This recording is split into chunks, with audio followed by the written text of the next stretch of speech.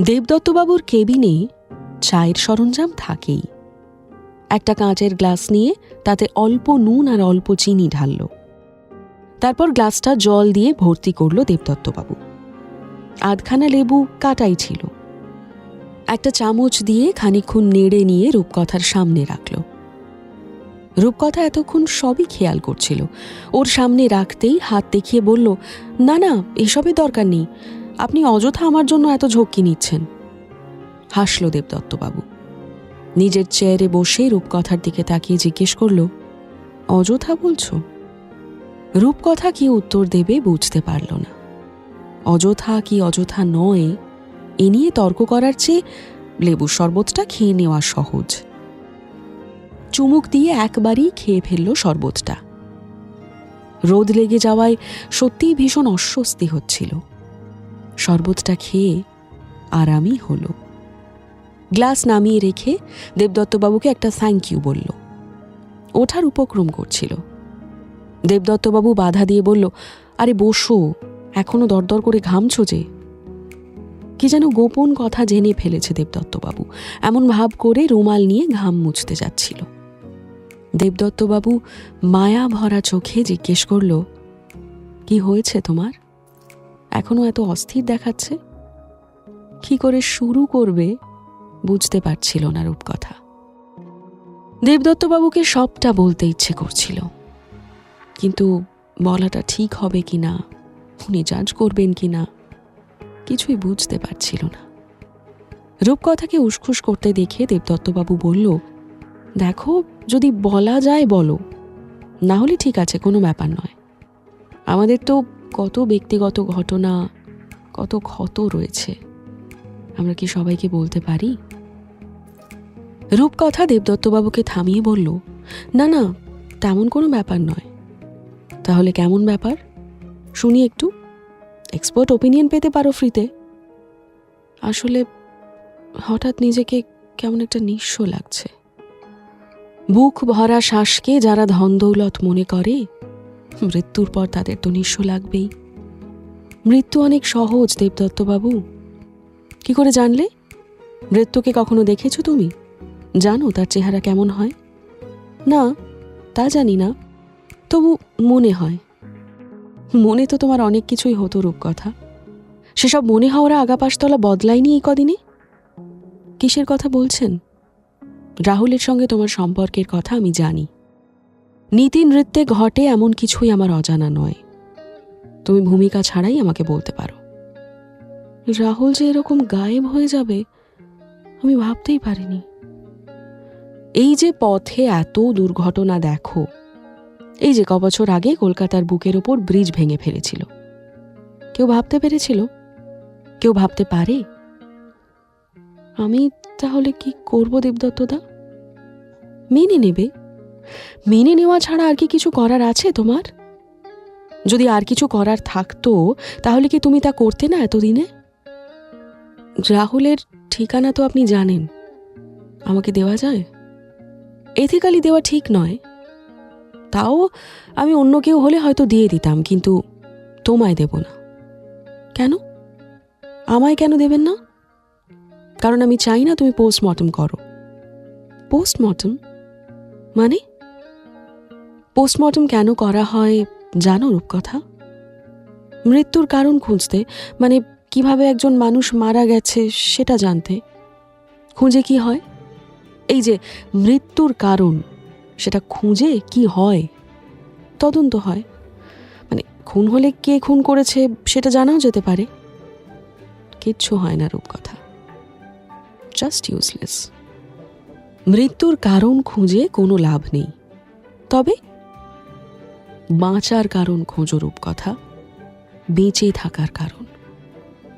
মরে যাওয়া সম্পর্ক হাতড়ে কিচ্ছু পাওয়া যায় না। সম্পর্কটা মরে গেছে কেন বলছেন? বার্ধক্যে মরলে বোঝা যায়, আস্তে আস্তে চোখের সামনে মরতে দেখা যায়, কিন্তু এত আচমকা মরে গেছে তাই তোমার বিশ্বাস হচ্ছে না।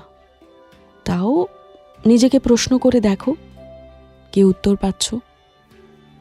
অনেকক্ষণ চুপ করে বসে থাকে রূপকথা। ওর মাথাটাও নামানো ছিল। দেবদত্তবাবু আর কিছু বলবে কিনা ভাবছিল। মিনিট 5 এভাবে কাটার পর নীরবতা ভেঙে দেবদত্তবাবুই বলল, আহা, এখনই প্রশ্ন করতে বলিনি, বাড়ি গিয়ে নিজেকে প্রশ্ন করলেও হবে। মুখ তুলে হাসে রূপকথা। তারপর একটা দীর্ঘশ্বাস ফেলে বলে, দেবদত্তদা, আমার জাস্ট ভালো লাগছে না, নিজেকেই নিজের প্রচন্ড অসহ্য লাগছে। Please give me an escape route. দেবদত্তবাবু আবার বলতে শুরু করলো, এসকেপ রুট, এসকেপ রুট। আচ্ছা, এসকেপ রুটের বাংলা কি জানো? পালাবার পথ। পালাবে কোথায়? পালিয়ে কোথায় থামবে?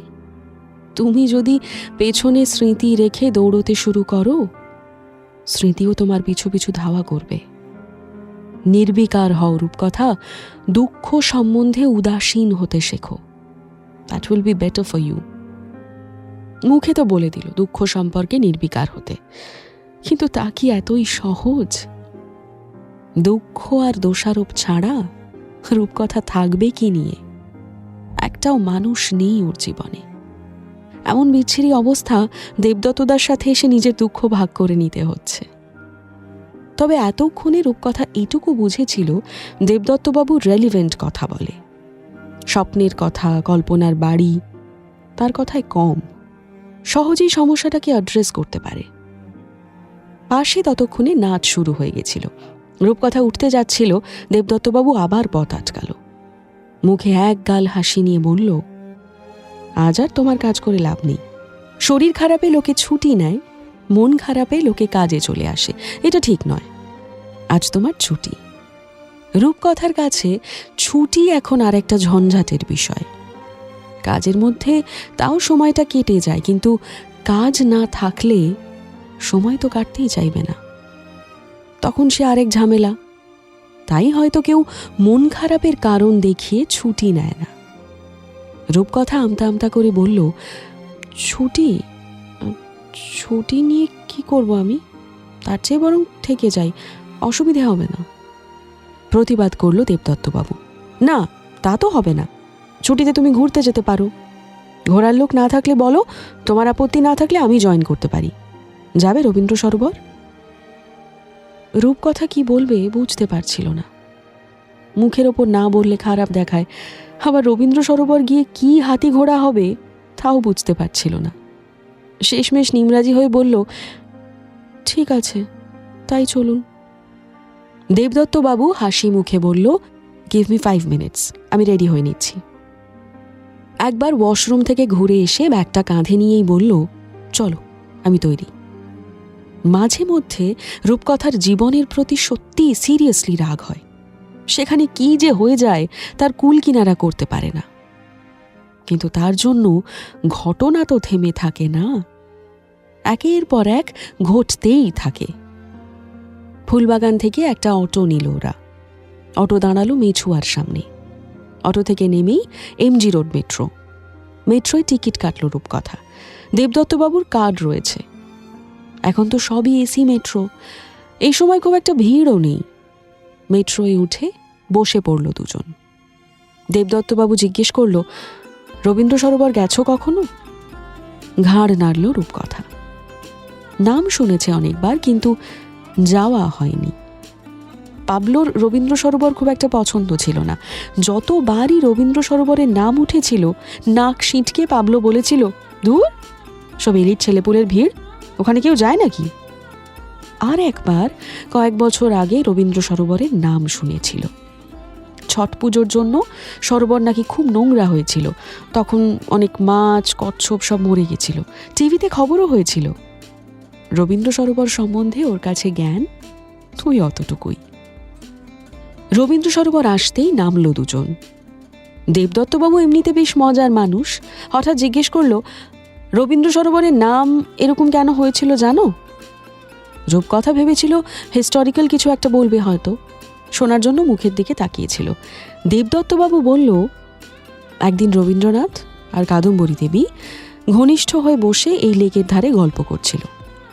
এবার কাজের সূত্রে জ্যোতিরিন্দ্রনাথ ঠাকুরও এখানে এসেছিলেন। রবীন্দ্রনাথ সেটা খেয়াল করেননি, কিন্তু কাদম্বরী ঠিক দেখতে পেয়েছিলেন। সেই রবীন্দ্রনাথের উদ্দেশ্যে বলেছিলেন, রবীন্দ্র সরো বর। তারপর থেকেই এই নাম। রূপকথা রাগ রাগ মুখে বলল, আপনি এমন বাজে কথা সিরিয়াসলি বলতে পারেন জানতাম না। হাসল দেবদত্তবাবু। নির্বিকারভাবে বলল, জানতে না, কিন্তু এই তো জেনে গেলে, আবার কি। আকাশে তখন যে রোদ, তাকেই বোধহয় কোণে দেখা আলো বলে, ছবির ভাষায় ম্যাজিক আওয়ার। রূপকথা আর দেবদত্তবাবু এরকম হাসি ঠাট্টা করতে করতে এগিয়ে যাচ্ছিল রবীন্দ্র সরোবরের দিকে। পৃথিবীর মন খারাপের কোথাও যেন একটু হলেও কমে যাচ্ছিল।